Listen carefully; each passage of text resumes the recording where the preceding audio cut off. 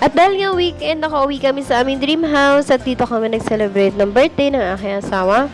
Hi mga kabashing! So Friday pa nga lang ay nagbiyahe na kami. Nag-commute nga lang kami at syempre expected na natin ng maraming pasahero every Friday. Buti na nga lang at naabutan pa namin itong bus na papuntang Papaya. Gabi na nga kami nakarating at kinaumagahan nga pagising ko, akala ko nasa Baguio na kami. Char. Pero dito lang ito sa Nueva Ecija kasi nga naman tingnan nyo, sobrang kapal ng fog. Zero visibility talaga, wala kang makita kapag nandun ka sa kalsada. Kaya naman hindi pa kami makaalis papunta doon sa aming dream house na nasa kabilang barangay. Sa mga oras ngayon ay alas 7:30 na at maya pa nga ay nagbiyahe na rin kami. So itong kalsada ito yung natatanaw namin kanina na sobrang kapal ng fog. Pero ngayon, buti na nga lang ay nawala na. Tatlo na nga kami sa e-bike na nakasakay dahil kasama ko ang aking nanay na bakasyonista. So dumaan nga muna kami sa palengke para mamili ng mga bibilhin, ng mga lulutuin. Buti na nga lang at inaayos na itong kalsada at hindi na bako-bako yung aming dinadaanan. Sana nga ituloy-tuloy na ito hanggang doon sa dulo na maayos nila. Sana nga din dito sa labas namin ay maayos din ito soon. Na masemento na rin para hindi na maputik kapag maulan. So pagdating nga namin dito, as usual, ay madamo pa rin. Dahil nga nung nakaraang buwan ay hindi kami nakauwi dito. So pagdating nga namin, hindi namin alam kung anong una ay namin nalinisan. Tinignan ko nga yung mga tanim dito sa likod at itong mga talbos ng kamote ay sobrang dami na. Pati na rin yung tanglad at ang dami pang bunga ng papaya. So after ko nga maglinis ng lababoy, nilagyan ko na ng tubigan para ilagay dito sa ref at meron na kaming malamig. Nag-harvest na rin ako ng talbos ng kamote para idagdag ko sa gulay.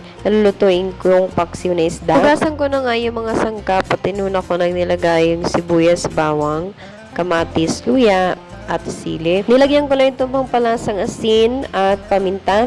Takpan muna at pakuluan. Habang nagluluto nga ako at yung birthday boy naman ay naglalaba, inumpisahan ko na rin ang gawin itong Oreo Graham. Nag-DIY nga lang ako na pwede pala itong gawin na Oreo na Graham. 2 kondensada nga yung nilagay ko at isang Nestle cream. Pinagtudurog ko lang itong Oreo at pinaghalo-halo. Pagkatapos nga ay nananghalian muna kami. At dahil nga siesta time ay nahiga-higa muna kami. Maya-maya pa nga ay inihanda na rin namin itong mga sangkap para sa lulutuin na pansit.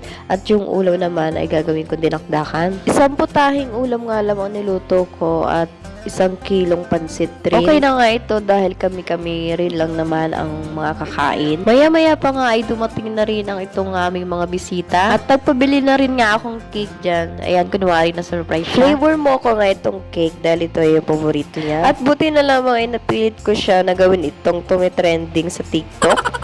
Na hinihipan yung cake kahit sa cellphone ka. At dahil nga agaw pansin itong mga bunga ng papaya dito sa likod, ay hindi na sila nakapagpigil na humingi. O siya, kain muna tayo mga kabashi. At hanggang dito na lamang. Salamat sa iyong patuloy na panonood.